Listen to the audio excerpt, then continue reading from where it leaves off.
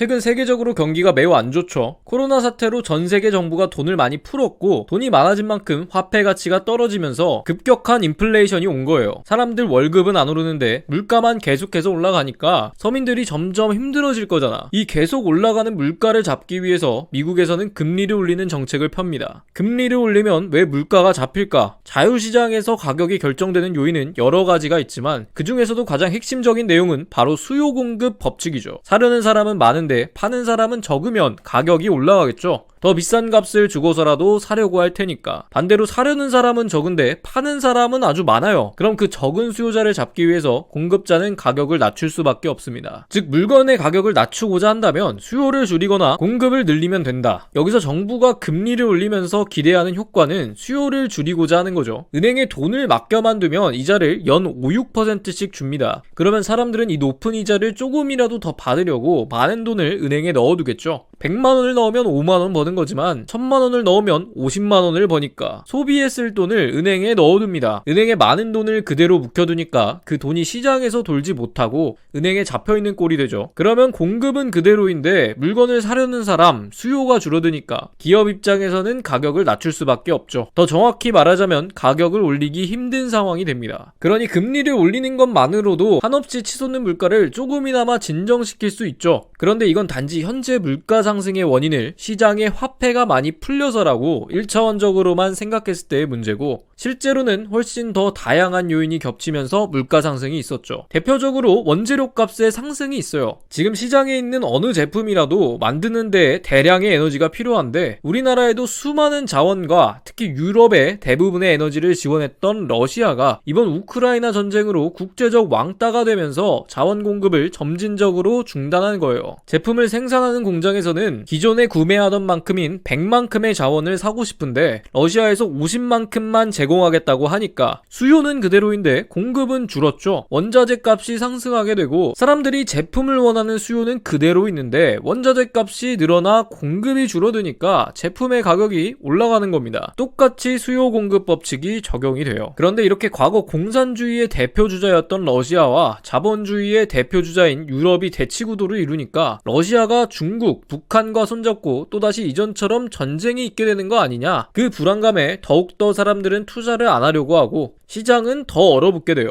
국제적으로 계속 악재가 겹치면서 계속해서 안 좋은 방향으로 악순환이 되는 상황. 그런데 이건 세계적인 차원에서 본 문제고 우리나라는 이보다 더 심각합니다. 이전에 다뤘던 김진태 강원도지사가 벌였던 레고랜드 사태 때문에도 그렇고 가장 큰 문제는 미국이 금리를 너무 많이 올렸고 더 올릴 거라는 거예요. 우리나라 경제 상황을 얘기하는데 미국이 금리 올리는 게 무슨 상관이냐? 이렇게 말씀하시면 먼저 알아야 하는 게 미국이 세계에 미치는 영향이 생각 이상으로 크다는 거예요. 미국에서 사용하는 화폐인 달러는 기축통화라고 해서 전 세계에서 공용화폐로 취급됩니다. 이 말이 무슨 말이냐? 미국에서 다른 나라에 돈을 빌립니다. 중국의 10,000달러, 독일의 1,000달러, 한국의 4달러. 사실 얼마를 빚을 지든 상관이 없어요. 그냥 빚을 진 만큼 화폐를 더 찍어내면 되니까. 그 돈을 빌리고 갚을 때 기준이 되는 달러 자체가 미국에서 결정해서 얼마든지 발행이 되는 거니까 사실상 그냥 돈 복사가 가능한 거죠. 예전 우리나라를 예를 들면 그 힘든 IMF 시기에 굳이 금을 모을 필요가 없는 거예요. 아무리 나라가 힘들어도 그냥 달러 찍어서 주면 돼. 엄청나게 막강한 권력이죠. 그러니 미국이 가지고 있는 달러의 가치는 정말 강력한데 그런 미국이 기준금리를 막 올린다? 미국 은행에 달러를 맡기면 5, 6%씩 이자를 붙여서 줘요. 근데 우리나라에서는 3, 4% 정도만 주네? 어느 누가 우리나라 은행에 돈을 맡기겠냐는 거죠. 우리나라에 가지고 있던 많은 달러가 미국으로 들어가게 됩니다. 제3자인 다른 나라의 입장에서 봐도 우리나라에 굳이 돈을 투자할 필요가 없죠. 미국은 누가 와도 강하고 망하지 않을 것 같은데 돈을 맡기면 이자도 더 준대. 그러니까 마치 아이폰과 샤오미 폰을 두고 비교하는데 스펙이 좋은 아이폰이 가격도 더 저렴하네. 완전히 경쟁이 안 되는 거지. 굳이 우리나라에 투자하는 위험을 감수하지 않고서도 돈을 불릴 수가 있는데 누가 안 떠나냐고. 실제로 우리나라 최대 기업인 삼성전자도 대부분의 주식을 외국인이 가지고 있어요. 이 외국인들이 다 달러 들고 미국으로 가면 우리나라 기업은 금세 다 망하겠죠. 그러니 미국 형님이 기준금리를 올리겠다 하면 거기에 따라서 올릴 수밖에 없어요. 우리나라도 이자 5, 6%씩 줄 테니까 우리나라 떠나지 말고 계속 있어줘 하는 거야. 비단 우리나라뿐만 아니고 대부분의 나라들이 미국이 기준금리를 올리면 따라 올릴 수밖에 없는 구조입니다. 그런데 이렇게 금리를 계속 올리다 보면 누가 먼저 쓰러지느냐 하는 싸움이 돼요. 경제 상황이 좋은 미국이야 개인 부채도 적고 고용률도 훌륭한 상태여서 한동안 금리를 올린다 해도 빚이 있는 기업이든 개인이든 버틸 수 있는 힘이 되는데, 우리나라처럼 대부분의 사람들이 영끌로 부채를 최대한으로 껴안고 있는 나라들은